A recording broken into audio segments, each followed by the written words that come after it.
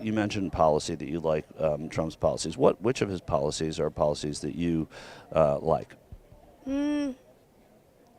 April. The Roe versus Wade happened because of Trump. Well, okay, so let's. I was asking her. I'm going to get to you. Oh, Okay. all right. Well, what's your talk to me a little bit about which policies you like. Well, just I don't know. I mean, I can't really think of one right off the bat, but We love Trump! We love Trump! We love Trump! We love Trump! We love Trump! We love Trump! What was this clown show we just watched? People just lined up. People just lined up. Huge American flags, Trump flags, signs telling you where to text to send your money to Trump.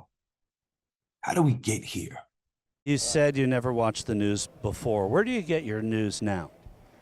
I watch Fox News, Newsmax. I refuse to watch other stations. I still watch the local news. Actually, 30 minutes in the morning, local news is all I ever watched in my whole life. Never voted in my life. But, it's like, I think he's waking up America, and America is starting to realize, we don't have free and fair elections. We're not the Justice Department ain't blind. It's like they're indoctrinating our children, and so I think he's waking up America big time. Which news do you watch now mostly? Now, I don't watch any of the news. Where do you get your? I go on Michael Knowles and iPods, and now I'm on Twitter with Carson Tucker, things like that, because I want to know everything. When did real politics in this country amongst white Republicans disappear? I can't tell you the exact time, but I can tell you Republicans.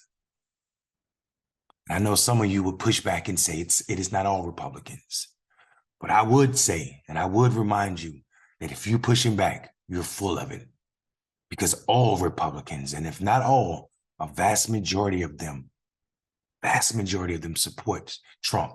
And not only that, they believe ideals, ridiculous ideas, and concepts like discrimination due to someone's sexual orientation is acceptable. It is a vast majority of them that believe that their religious beliefs is enough to force control over someone else's body. It is a vast majority of Republicans that sat idle in front of Newsmax or Fox while terrorists raided our Capitol on January 6th. Those are facts. It is a vast majority of Republicans that support their comrades flying the Confederate flag, all while they purport to support our troops. So be ye not fooled or ahistorical about where we find ourselves with the current Republican Party. What do you think of Fox News? That's the only news I watch. I've seen the CNN, I've seen some of the others, and they're so biased. It really pisses me off. It's also important that you all don't believe that Trump created this current Republican Party as we know it today. Actually, it's important to not believe that Trump created any political philosophy, especially one that has worked over 50 years. Yeah, that's right, 50 years. The current state of America's two-party system can be dated back to 1972. Yeah, Richard Nixon and the entire Republican Party leadership launched an electoral strategy that was to increase support among white voters in the South by appealing to racism against Black people. Considering the political climate from then, one is obligated to understand that the main issue was that the Supreme Court had ruled on the phrase, all deliberate speed as it pertained to integrating schools. And they demanded that the 1970 and 71 school year be desegregated. And the Republicans knew that they could out loud say that we are for law and order and want to treat the South equally by bringing it back into America finally. But what they really were saying to white folk is, we understand your racist tendencies and we support them, and you should be able to keep them. Couple this with the fact that Richard Nixon knew, his advisors as well, that he had lost in the previous presidential election all of the southern states I'm talking about the Confederate States. And he lost them to George Wallace, a out loud racist.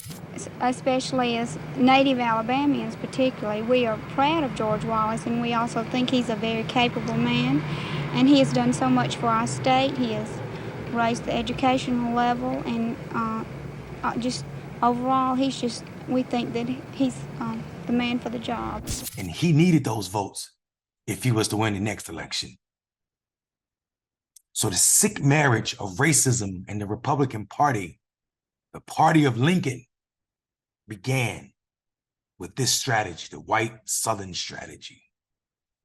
And it wasn't until Reagan ran in the 80s, his campaign, to continue the white Southern strategy and also add in another key element. That element was the white evangelical. If we are honest, this unholy union still is the only reason that Republicans win any elections at all, statewide or nationally in this country. Consider the fact that Donald Trump in 2016 won the elections with 301 electoral votes. 158 of those electoral votes came from 13 southern states, all of the Confederate states, plus West Virginia and Kentucky. More than half of Trump's electoral votes came from where the Southern strategy was launched by Richard Nixon and continued under every Republican president since then. When you think about this, and then you hear people say things like, theoretically, Donald Trump's our guy, or you see them being willing to say, oh, I'm in a cult with a C, as if you can spell cult any other way. I'm in a cult with a C. Didn't say exactly when asked, are you a cult member or supporting Trump a cult? This is why people are comfortable, willing to laugh at this very thought. Because what they're really saying with their evangelical views and their white nationalist ideas is they're not saying God bless America. They're saying God should only bless America if Donald Trump, Richard Nixon, Ronald Reagan, or some other white man is doing the bidding and work to ensure that America continues to prop up white supremacy. Then and only then should God bless America. Think about that. Because I've heard people say patriotism is colorblind. Not in this country.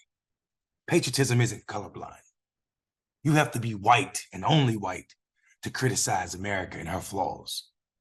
Because remember, lest we forget, Patrick Henry said, give me liberty or give me death, and became an American hero. Malcolm X said, by any means necessary, and got labeled a radical race terrorist. So colorblind is not an idea that really works in America for people that are not white. So as much as we pretend that America is a Christian nation or a principled nation, truth of the matter is, America is a racist nation. And as you recover from your overdose of fireworks smoke and grilled food, remember to consider that one of our two national parties in this country, as it exists today, is as racist as it ever been. And it was built on the ideas that Black people should not be considered equal with white folk. Have a good evening, and I hope you think about it. And regardless what any Republican tell you, please, for the sake of your safety, stay woke. Peace.